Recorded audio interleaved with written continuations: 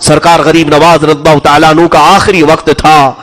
پہلی رجب سے آپ اپنے اس حجرے میں بند ہو گئے جس میں آج آپ آرام فرمائیں. جہاں پر آپ کی قبر ہے یہی آپ کا گھر تھا, یہی آپ کی جھونپڑی تھی جس پر گنبد بنا ہے. یہ حجرے کے دروازے آپ نے بند کر لیے. پہلی رجب کو جو گئے دوسری میں باہر نہیں, تیسری میں باہر نہیں, چوتھی میں نہیں, پانچویں میں نہیں, 6 رجب تک دروازہ نہیں کھلا. نہ کوئی پانی باہر سے گیا ہے, نہ کوئی کھانا باہر سے گیا ہے. مریدین انتظار میں تھے کہ شیخ اب نکلیں گے کہ اب تب نکلیں گے. 6 رجب تک ذکر اللہ کی آواز آتی تھی جو سرکار غریب نواز رضی اللہ تعالیٰ عنہ کا خاص ذکر تھا. لیکن اچانک 6 رجب المرجب کی دوپہر کے وقت ظہر کا وقت تھا, ذکر کی آواز بند ہو گئی.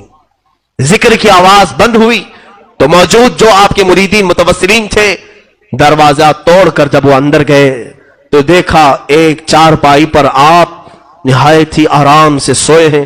آپ کی پیشانی سے پانی کے قطرے ٹپک رہے ہیں اور جسم ایسا لگتا تھا جیسے کوئی غسل دے کر کے سلایا ہے.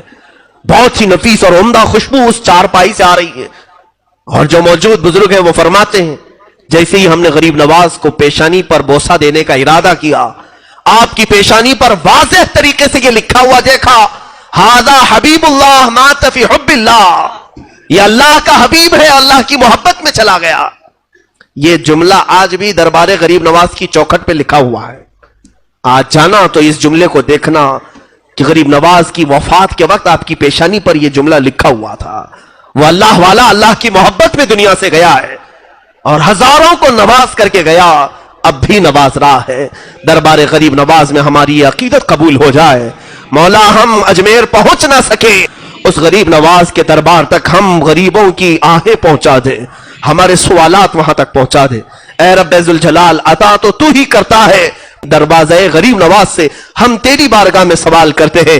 آج تیرے اس معین الدین حسن چشتی کا یوم وصال ہے, ان کی شب ششم ہے. مولا اس شب کی برکت سے ہم سب کے دلوں کی اندھیریوں کو دور فرما دے. اس شہنشاہ ہند کے دربار میں حاضر ہیں سنجر کا وہ علاقہ. غریب نواز کے والد گرامی سید غیاث الدین رضی اللہ تعالیٰ عنہ اور ان کی والدہ بی بی ام الورا دونوں حافظ قرآن تھے, دونوں عالم تھے. اور یہ تقریباً 537 ہجری کے قریب کا کچھ واقعہ ہے. سنجر کا علاقہ مشہور تھا, پورے کے پورے علاقے میں جو لوگ رہتے تھے وہ کوئی ایسا نہیں تھا جو تہجد نہ پڑھتا. ایک رات ایسی آئی 13 رجب المرجب, تاریخ یہ بتائی گئی ہے 13 رجب کی تاریخ تھی, اور آسمان پر آدھی رات میں ہی سفیدی ظاہر ہو گئی, اور اتنی سفیدی سی آئی کہ لوگوں کو گمان ہونے لگا کہ صبح صادق ہو چکی. صبح کی سفیدی جیسے نمودار ہوتی ہے, آدھی رات میں ہی سفیدی ظاہر ہوئی تو جس کی آنکھ کھلی وہ بے ساختہ دوڑتا ہوا باہر آیا کہ ہائے میری تہجد قضا ہو گئی. ایک گھر پر آسمان سے جھما جھم نور کی روشنی برس رہی ہے, نورانی قندیل لٹکی ہوئی ہے, اور وہ گھر پتہ کرنے پر معلوم ہوا کہ حضرت غیاث الدین رضی اللہ تعالیٰ عنہ کا گھر ہے, بی بی ام الورا کا گھر ہے. تو کئی تہجد گزار بزرگ وہاں پر جمع ہوئے کہ آدھی رات میں اجالا اور ان کے گھر سے اجالا. ابھی یہ سب کشمکش میں تھے کہ غیاث الدین کا دروازہ کھلا, ایک دایا باہر آئی اور معین الدین کی ولادت کی خوشخبری سنائے.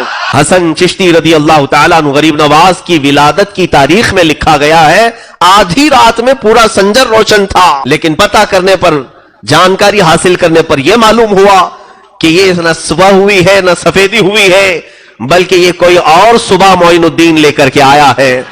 کفر کے ظلمات میں, شرک کے اندھیریوں میں معین الدین نام کا ایک چہرہ ایسی سفیدی لایا ہے کہ یہ سفیدی اب وہاں سے نکلی تو ہندوستان میں آئی, اور ہندوستان میں بھی جب وہ آئے تھے یقیناً یہاں بھی بہت اندھیرا چھایا ہوا تھا.